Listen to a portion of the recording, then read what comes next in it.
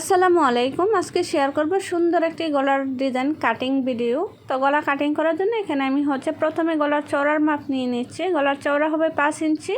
তো এখানে আমি 2.5 ইঞ্চিতে একটা চিহ্ন করে নিয়েছি। আর গলার লম্বা হবে 6 ইঞ্চি, আর আমি হাফ ইঞ্চি বাড়িয়ে 6.5 ইঞ্চিতে চিহ্ন করে নিচ্ছি। তারপর স্কেলের সাহায্যে বক্স শেপ করে নিচ্ছি। তো যদি ভিডিওটি ভালো লাগে প্লিজ একটি লাইক দিয়ে দিবেন। আপনি যদি আমার চ্যানেলে নতুন হয়ে থাকেন আপনি চাইলে চ্যানেলটি সাবস্ক্রাইব করে নিতে পারেন। আর যদি অলরেডি এই কাজগুলো করে থাকেন আপনাকে অসংখ্য ধন্যবাদ। তারপর এখানে বক্স শেপ করে নেওয়ার পর উপর থেকে 3.5 ইঞ্চিতে একটা চিহ্ন করে নিতে হবে গলার ডিজাইন তৈরি করার জন্য। এখন যে 3.5 ইঞ্চি চিহ্ন করেছি সেখান থেকে এভাবে কোনাকুনিভাবে একটা দাগ টেনে নেব। ভিডিওটা একটু মনোযোগ সহকারে দেখবেন, তাহলে বুঝতে পারবেন আমি কিভাবে ড্রয়িংটা করে নিয়েছি। তাহলে আপনারা এরকম সুন্দর ডিজাইনের গলা তৈরি করে নিতে পারবেন।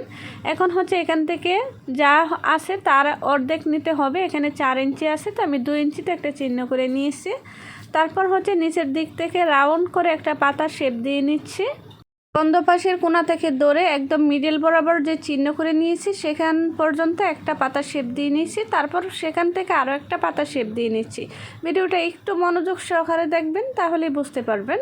তারপর বাড়তি পেস্টিংটা কেটে ফেলে দিতে হবে। তো পেস্টিংয়ের চওড়া যা রাখবো তা ড্রয়িং করে নিয়েছি। তারপর বাড়তি পেস্টিংটা কেটে নিচ্ছি। এখন ভিতরের ড্রয়িং অনুসারে কাটিং করে নিচ্ছি। আর খুবই সাবধানে কাটতে হবে। গলার ডিজাইন কাটিং আঁকা বাঁকা হলে পুরো ডিজাইনটাই নষ্ট হয়ে যাবে। তো আমি খুবই সাবধানে এখানে গলাটা কাটিং করে নিচ্ছি। কাটিং করা হয়ে গেলে মাশাআল্লাহ খুব সুন্দর একটি গলার ডিজাইন কিন্তু হবে। আপনারাও চাইলে নিজেদের জন্য বা কাস্টমারের জন্য এরকম ডিজাইন তৈরি করে নিতে পারেন। তো ডিজাইনের শেপগুলো কাটা হয়ে গেছে। এই তো খুবই অল্প সময়ে সুন্দর একটা গলার ডিজাইন কাটিং হয়ে গেল। তো আমার আজকের ভিডিওটি কেমন হয়েছে অবশ্যই কমেন্ট বক্সে কমেন্ট করে জানাবেন। আর অবশ্যই একটা লাইক দিয়ে দিবেন। দেখা হবে পরবর্তী ভিডিওতে। সবাই ভালো থাকবেন। আল্লাহ হাফেজ।